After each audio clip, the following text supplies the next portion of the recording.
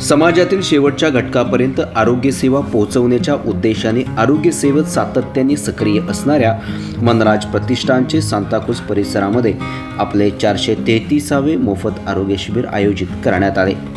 मनराज प्रतिष्ठान व Republican party of India Athawale गट यांच्या संयुक्त विद्यमाने मोफत आरोग्य शिबिराचे आयोजन सांताक्रूझ परिसरातील सिद्धार्थनगर वाकोला येथे आयोजित करण्यात आले.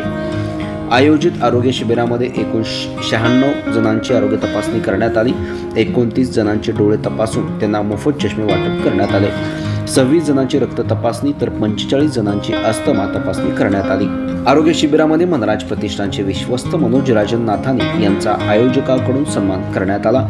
तसेच आरोग्य शिबिर यशस्वी करण्यासाठी डॉक्टर नेहा यादव, जालिंदर साळवे, हिरेन पांचाळ, अंकुश कांबळे, मिलिंद कांबळे, अर्जुन शिंदे, अनिल पगारे, सचिन दीक्षित यांनी महत्त्वाची भूमिका बजावली.